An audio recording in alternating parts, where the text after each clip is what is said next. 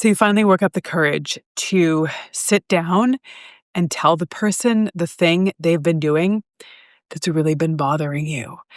But before you can get more than a couple sentences out, they are already on the defensive, or they go quiet, or they shut down, or you can feel them pulling away. And immediately you start to think, what did I do wrong? I thought I said that in such a healthy and emotionally intelligent way. What should I have done differently? What should I have said differently? Should I have waited? Was this a bad time? Why does this always happen when I'm trying to have real conversations, to express myself, to say what matters to me? It can be so discouraging. But the thing that most people don't realize is that you can have the perfect script, but the words are coming out of your mouth and your nervous system is not matching what you are saying. So it's in these little subtle ways. It's not exactly what you're saying, but it can be in your tone, in your volume, in the speed that you are speaking at. Sometimes your body language is giving away that you're not actually okay. And then the other person picks up on that and their defenses go up and they go into some kind of threat response, even though you might not have been intending that cognitively. Your body is conveying that physically. So today I want to show you what's really going on in these moments and how what you say is not being received the way that you want it because of what's going on with how you are showing up in those conversations, and then what to do so that your words are landing the way that you want them to, because your words and your nervous system and what's going on inside of you is in alignment. We are going to work on how to communicate effectively in ways that creates connection and understanding instead of conflict and defensiveness.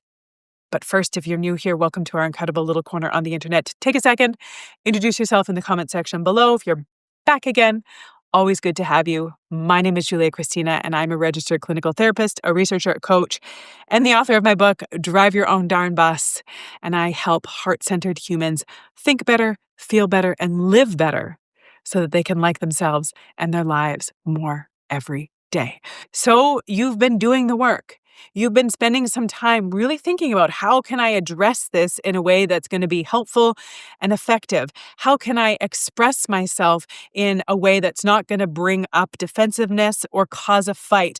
And no matter what you do or what you say, it always ends up the same way. But here is what many of us don't realize, is that our nervous systems play a much bigger part in our communication than we often realize. And our nervous systems, if we are feeling kind of anxious or uncertain or resentful or angry on the inside, no matter what we are saying on the outside, just these little micro signs can really set off another person without us even realizing it.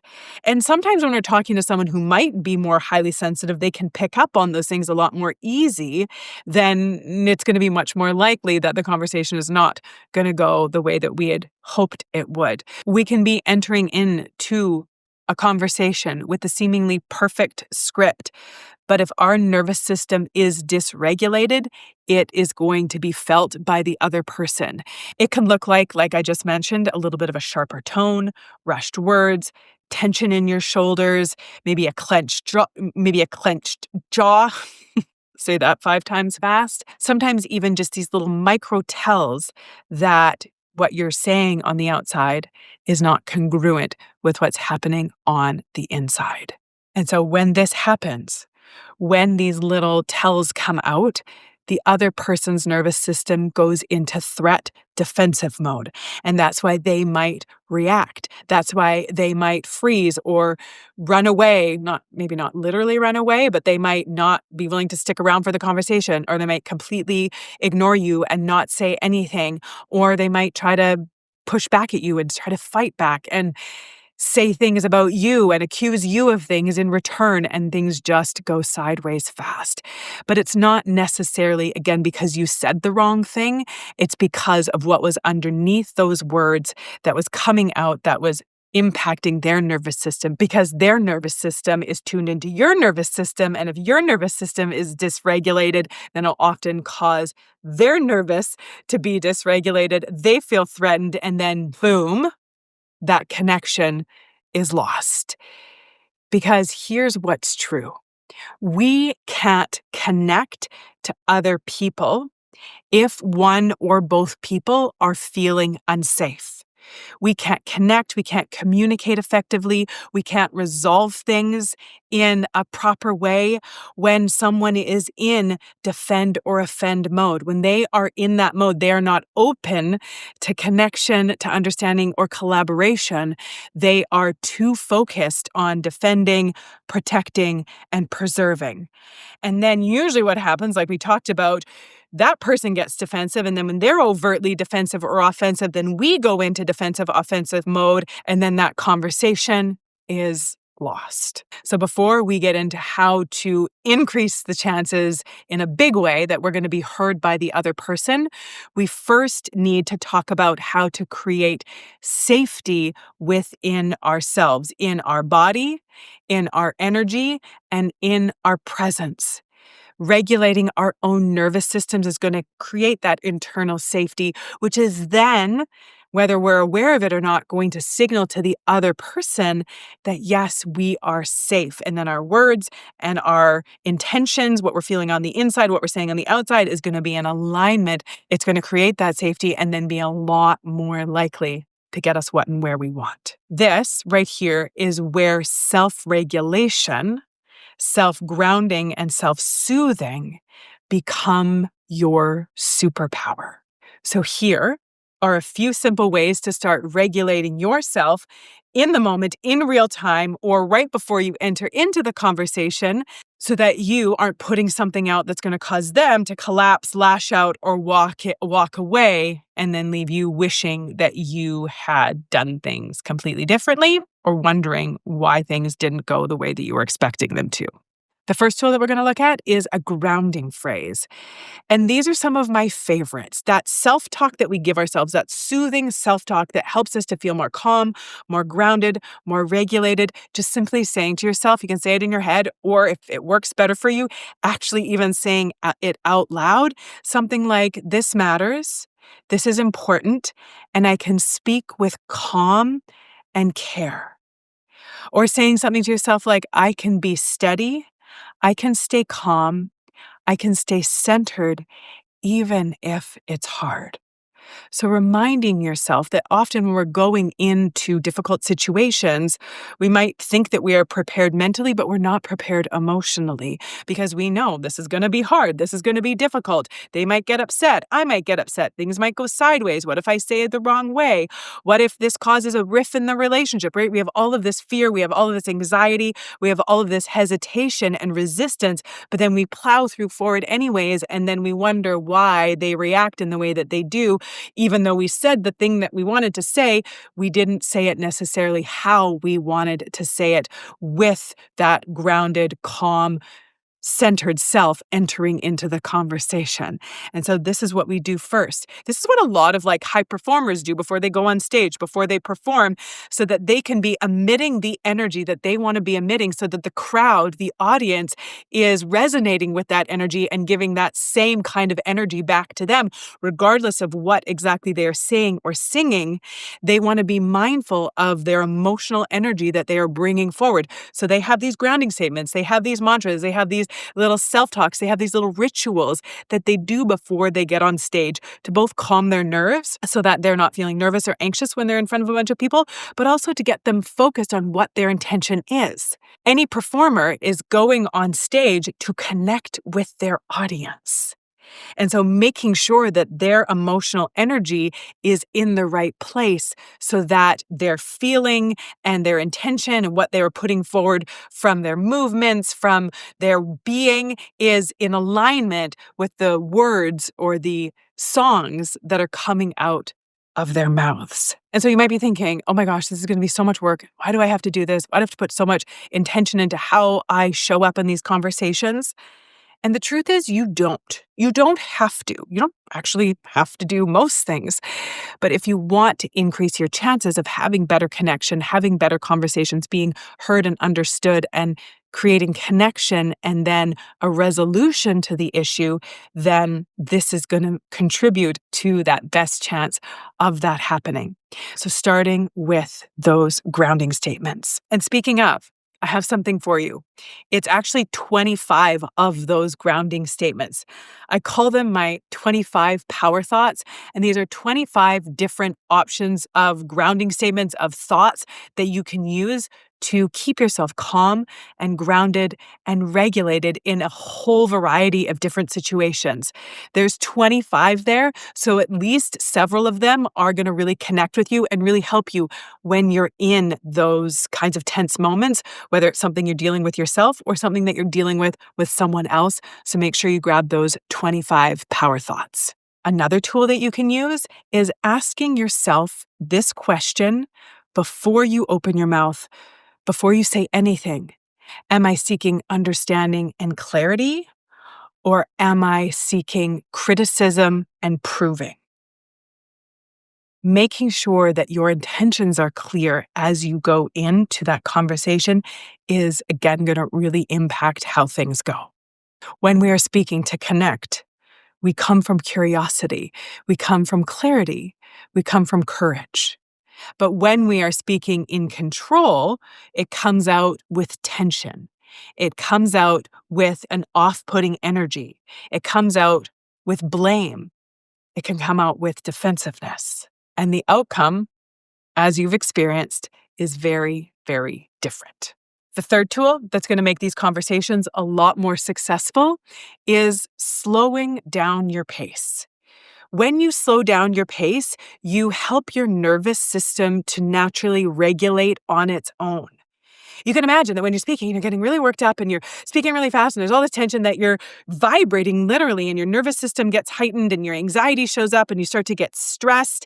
And then it causes that kind of like intense reaction from the other person where they kind of get all worked up. They might be getting stressed. They might be getting anxious as those mirror neurons match each other. So that person's energy starts to match your energy unintentionally, which doesn't create all that conducive of an environment for more of that clear, collaborative, calm interaction.